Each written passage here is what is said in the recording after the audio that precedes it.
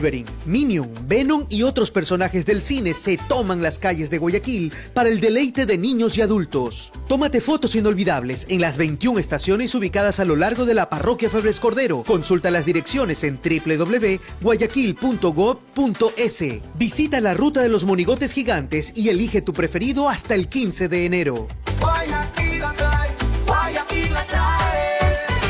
Alcaldía de Guayaquil, ciudad de todos. Autorización número 1215. CNE, Elecciones Generales 2025. Hola, sé lo que hiciste el invierno pasado. Soy esa basura que irresponsablemente tiraste en la rejilla de los sumideros. Seguro pensaste que te habías deshecho de mí fácilmente, pero no, aquí estoy. Y en este nuevo invierno, volveré por ti. Las malas decisiones te persiguen. Esa basura que echas en lugares incorrectos hoy será la inundación que te persiga mañana. Saca los desechos en el lugar y horario correcto. Un mensaje de EMAPAG. Dignidad en cada gota. Autorización número 1104. CNE, Elecciones Generales 2025. Seguimos con más de I99. ¡Qué buena radio! Fin de espacio publicitario.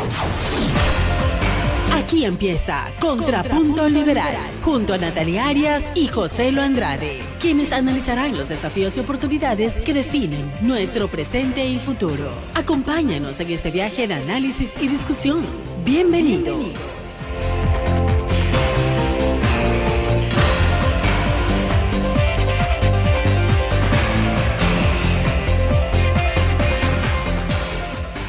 Buenas tardes, estimados amigos. Estamos en su segundo programa del año de Contrapunto Liberal, el programa del Instituto Ecuatoriano de Economía Política, Centro de Estudios dedicado al análisis y difusión de las ideas liberales clásicas. Esas, las que hacen que una sociedad prospere, las que hacen que la gente viva en libertad, las que hacen que la política quede de lado.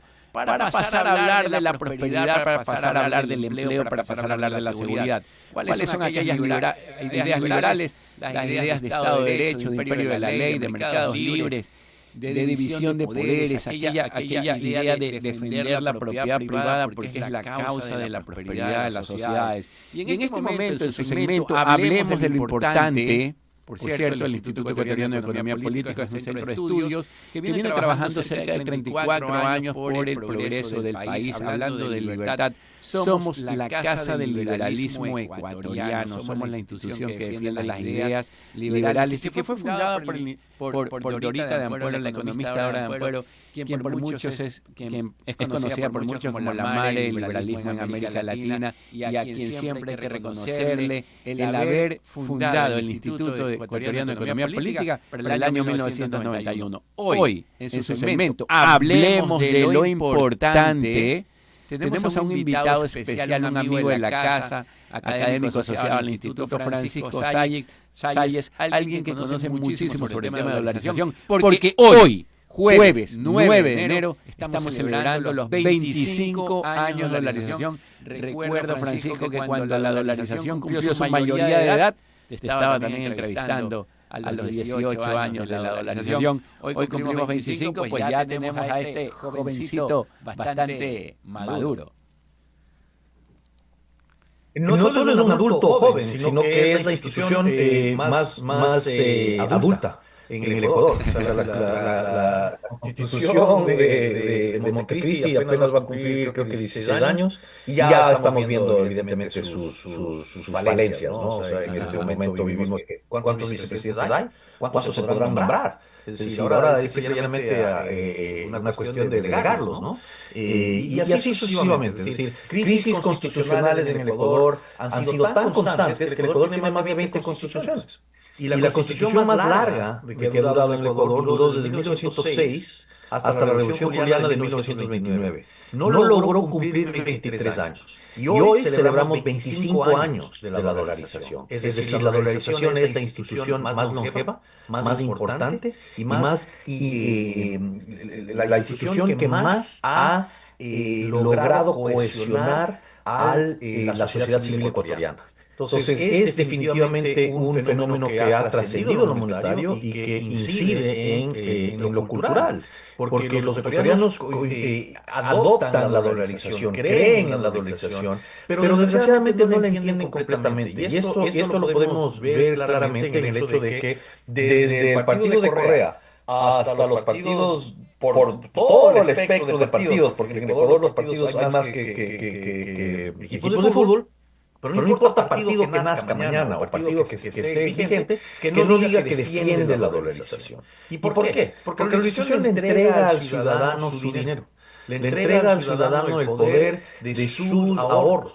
Desgraciadamente todavía hay mucha incidencia sobre los ahorros de los ecuatorianos. ¿En cuanto a qué? En cuanto a la intervención estatal en impuestos, en aranceles, en la no darle libertad de movimiento de capitales para que la oferta y la demanda de dinero puedan ser expandidas a través de fuentes externas. Pero creo que lo importante para resaltar hoy, que estamos cumpliendo 25 años de la revolución, es que hace 25 años el Instituto Ecuatoriano de Economía Política nacía una idea que luego publicamos los 2 libros, que se peleó en la Corte de la Opinión Pública, porque el gobierno de ese entonces, ni el Fondo Monetario de ese entonces, ni una gran parte de la academia de ese entonces, nos daban el espacio, ni nos paraban bola en cuanto a esta idea que hoy, 25 años más tarde, es la institución más importante de la historia del Ecuador.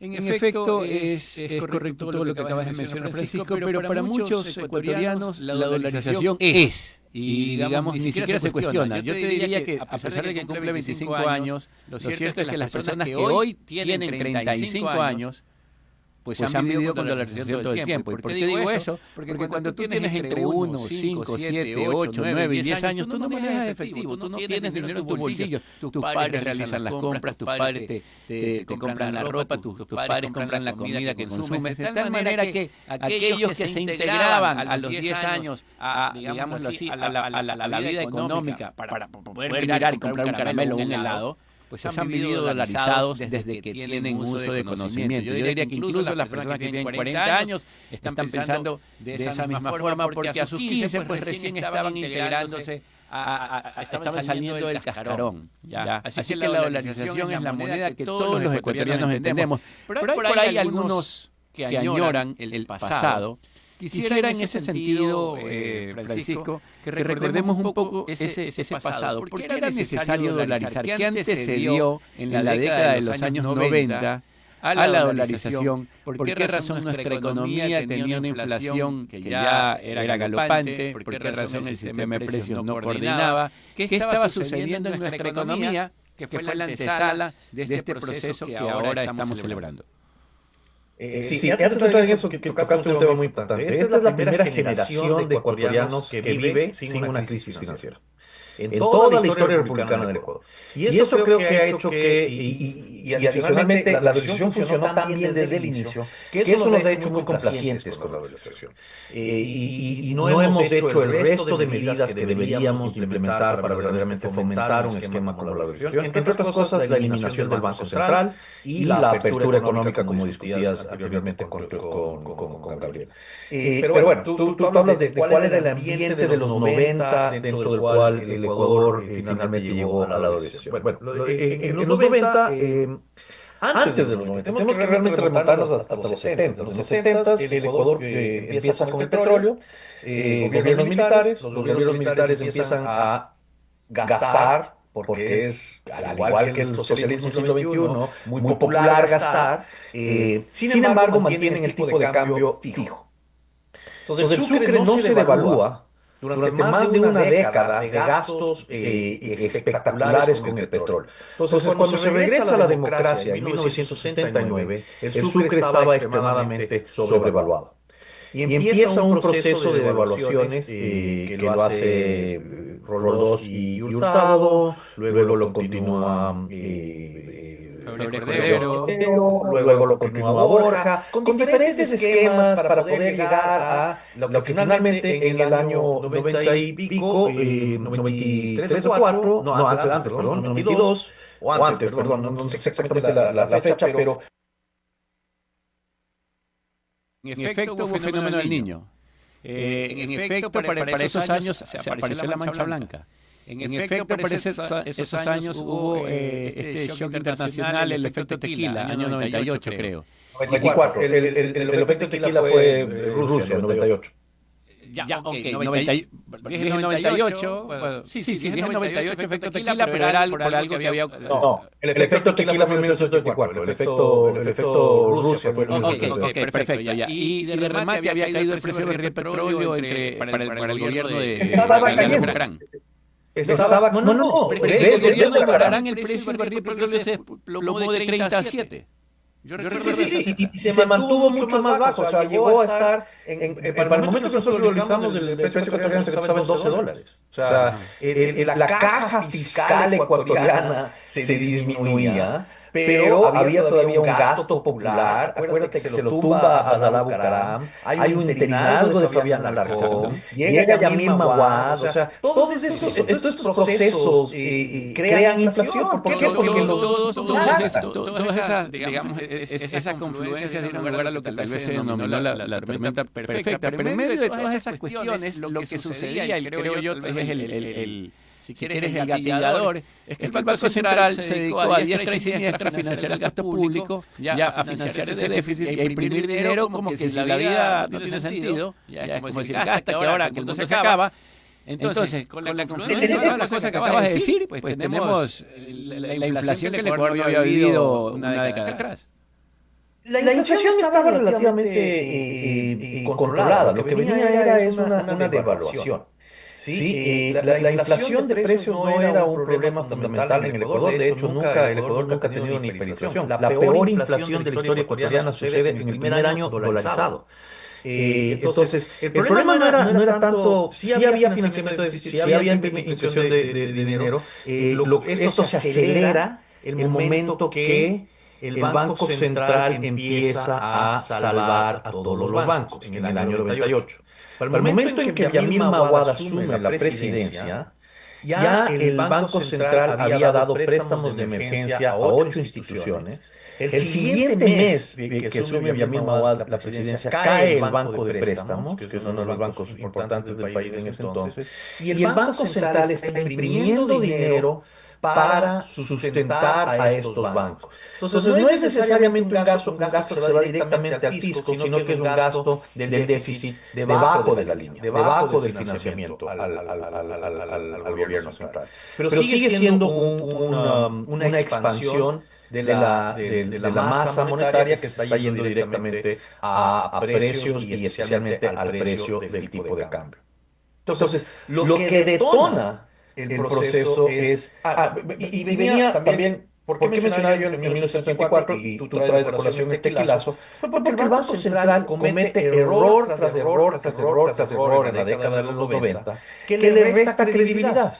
Uno de los errores más importantes fue asumir el sistema de tipo de bandas cambiarias en el año 1994, precisamente 2 semanas antes de que México deje su sistema de bandas cambiarias y decida esto no funciona, detonando el crisis del tequilazo, el tequilazo cambiario. Entonces, el Ecuador adopta una política que México acaba de abandonar, creando una crisis financiera importante que tuvo contagio en toda Latinoamérica. Entonces, el Banco Central, sin embargo, del Ecuador persiste e insiste en mantener una política de bandas cambiarias que fue extremadamente inexitosa, perdiendo credibilidad constantemente de que podía verdaderamente manejar el tipo de cambio o manejar la economía nacional. Y en todo esto, Francisco, para irnos moviendo hacia la dolarización hoy y hacia aprovechar la dolarización, yo lo que quería decir es que durante todo ese proceso de pérdida de credibilidad del Banco Central, de desaciertos de parte de la banca central, de desaciertos por parte de los gobiernos, utilizando la banca central para rescatar a un sistema financiero que estaba teniendo problemas en medio de toda esta serie de crisis y de eventos, pues el dinero ecuatoriano o el sucre dejó de ser lo que el dinero es. unidad de cuenta, reserva de valor y medio de uso de cambio generalizado. O sea, la gente fue dolarizándose o fue adoptando el dólar como moneda propia, incluso antes de que nosotros tuviésemos la dolarización oficial. Precisamente empieza a haber el proceso desde 1924 hasta que llegamos al año 2000 con un 62% de la economía dolarizada. Entonces, tú ves claramente cómo los agentes económicos empiezan a perder confianza en el Banco Central y se van yendo. Y yendo a lo que tú decías antes del incremento del déficit, es verdad, desde 1995 el déficit, si mal no recuerdo, el déficit en el 95 era 1,y pico%, el déficit va creciendo todos los años, eso sí, para financiar gasto gubernamental a través de toda la necesidad política clientelista, de todo el descalabro institucional que se creó con la salida de Bucaram, con la subida de Fabián Alarcón, con la nueva constitución, con la subida de Yamil Maguad. Durante todo este tiempo el gobierno está imprimiendo para financiar déficit, y el déficit llega al año 2000 en 7,2%. Que es ya evidentemente, al cierre del 99 está en 7,2%, y es insostenible y es uno de los detonantes de la elección. ¿Pero por qué llega al 7,2%? Es porque en el año 99 se dedicaron básicamente a imprimir dinero para financiar el problema que ellos mismos crearon. Y quiero llegar a este punto fundamental, porque me dice toda la historia de los 90 y estoy tratando de resumir así diferentes puntos, pero la crisis se detona en el 98 al 99. La economía ecuatoriana venía más o menos bien. El sector privado estaba más o menos capeando los problemas. Pero en el 98 empiezan los bailouts, digamos, los salvatajes a los bancos. Y entonces, para tratar de sacar el dinero que había impreso el Banco Central primero sube tasas de interés importantemente. Y segundo, empieza a tratar de secar ese dinero vía encajes. ¿Ya? Los bancos que estaban sanos manejaban tasas interbancarias de 3 dígitos, de hasta 150%. El Banco Central y los bonos de estabilización monetaria, es decir, los pasivos remunerados del Banco Central estaban en tasas del 90 de los 80%. Lo que decide hacer el Banco Central a finales del 98 para tratar de secar todo este exceso de liquidez que existía en el mercado es subir los encajes. ¿Y por qué fue su error? Porque en el mismo mes que el Banco Central decidió contraer la masa monetaria agresivamente a través de duplicar los encajes de dólares y subir los encajes en sucres de un 33%, entraba en vigencia un impuesto que se llamó el impuesto a la circulación de las capitales. Es decir, el Partido Socialista en ese entonces fue el que lideró un proceso de eliminar el impuesto a la renta, porque el impuesto a la renta realmente no ayudaba a las arcas, y adicionalmente se recauda el año siguiente, y lo que necesitaba el gobierno era liquidez. Entonces sustituyeron el impuesto a la renta por el impuesto a la circulación de las capitales. Un impuesto que entra en la transacción de depósito y de crédito, es decir, cada vez que tú depositas o retiras dinero del banco, tienes que tomar un impuesto, hace que la masa monetaria se contraiga rápidamente. ¿Por qué? Porque la gente no quiere pagar impuestos. Entonces, en vez de tener mi cuenta en un banco sabiendo que el rato que yo giro un cheque me va a cobrar un 1%, mejor saco todo mi dinero en el banco, lo pongo en una caja fuerte y cuando necesito utilizarlo lo utilizo en efectivo. Cuando la mayoría de los agentes económicos de una economía hacen eso, la economía quiebra. No hay suficiente dinero físico en los bancos para sostener toda la demanda de depósitos o hacer líquida y monetizar toda la demanda de depósitos en ninguna economía en el mundo. Entonces, el ICC, pasado por el Congreso, hizo que los agentes económicos vayan a los bancos a retirar su dinero. Era el famoso impuesto de circulación de capitales.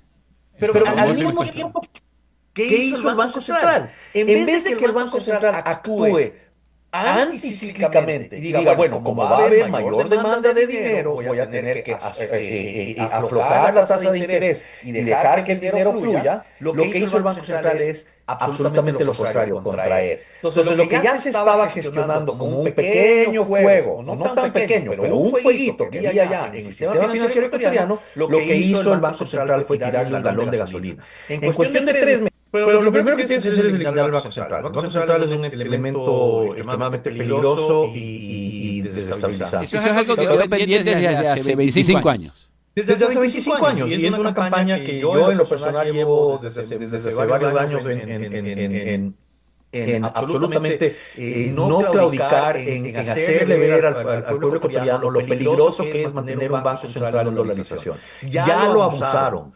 Lo van a volver a abusar. Si les gusta la dolarización, la única institución que puede tumbar la dolarización es el Banco Central del Ecuador. En consecuencia, cerrar a una institución que fue fábrica de miseria y que hoy por hoy no cumple ninguna función importante en el país, y que cualquier función que hoy mantiene puede ser fácilmente suplida por el sector privado, es algo que debemos hacer. Obviamente el resto de los cambios en la estructura político-económica del Ecuador son bastante más estructurales.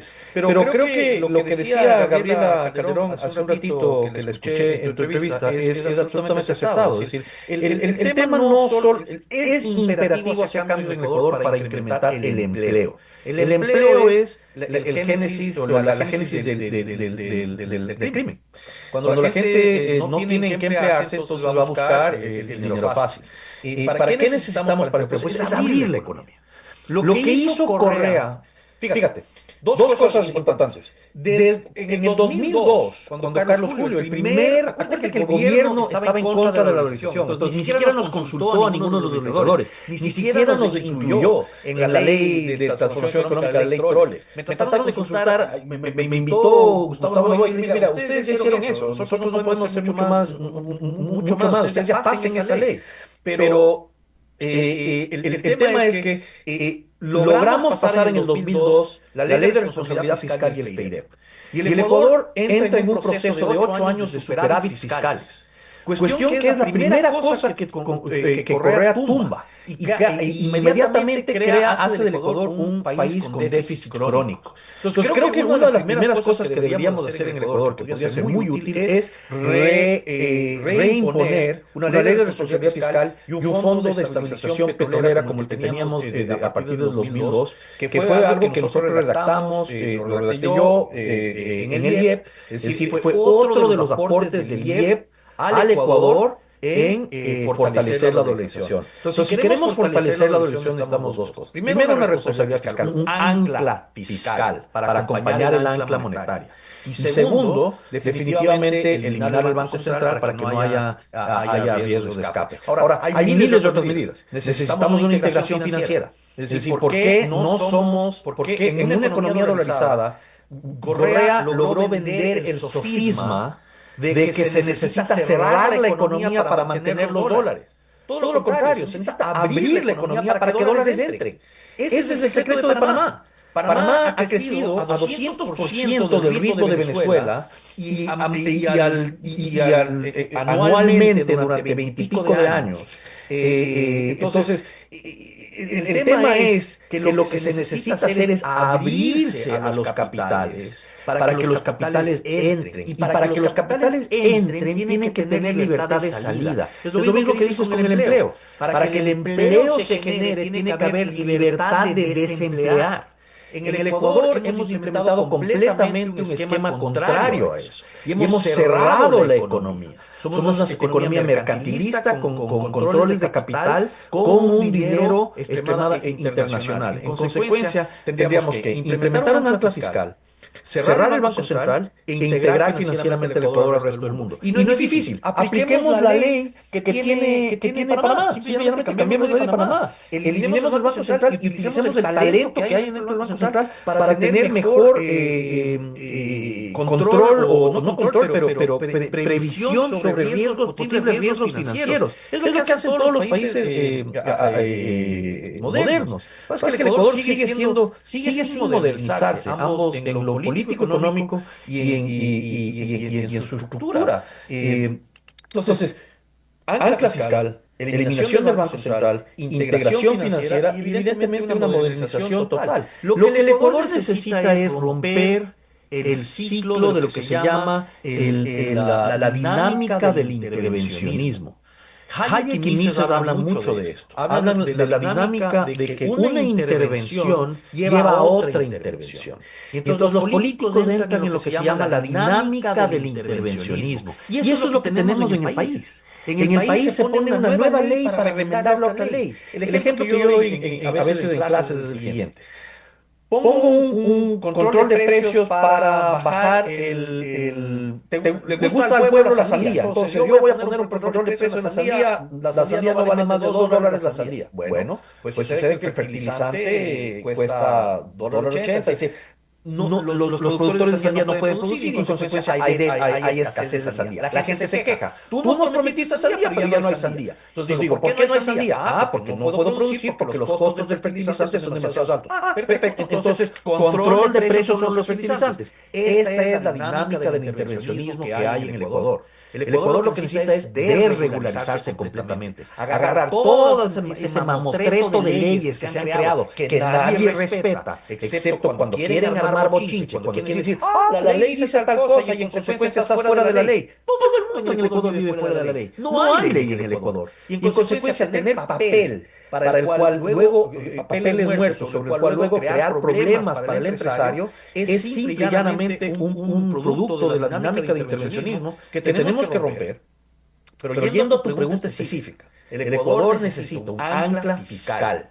Un ancla que nos devuelva la credibilidad y la solvencia para poder verdaderamente tener tranquilidad de que el gobierno no va a seguir gastando y simplemente metiendo la mano al bolsillo de los ecuatorianos, de los ciudadanos, que es exactamente lo que votamos en contra cuando decidimos la dolarización. Bueno, en efecto, este ha sido su segundo programa del año de Contrapunto Liberal, un programa del Instituto Ecuatoriano de Economía Política. Hoy cumplimos los primeros 25 años de dolarización, la institución económica más sólida del país y la que goza de mayor credibilidad. De forma simultánea hemos llevado un programa muy exitoso en la Universidad UES, en la que estamos en este momento reflexionando sobre esas ventajas de la dolarización, cómo aprovechar la dolarización y ese evento con la Universidad de Especialidades Espíritu Santo lo estamos llevando adelante con la Cámara de Comercio de Guayaquil, con el apoyo de Atlas Network y con el apoyo de otras instituciones que promueven la libertad, el progreso y la prosperidad en el Ecuador. Con esto nos vemos hasta el día próximo, hasta el próximo martes a las 4 de la tarde. Este fue su programa Contrapunto Liberal. Reportó para ustedes José Andrade. Muchísimas gracias, Francisco. Seguimos conversando. Gracias. Chao.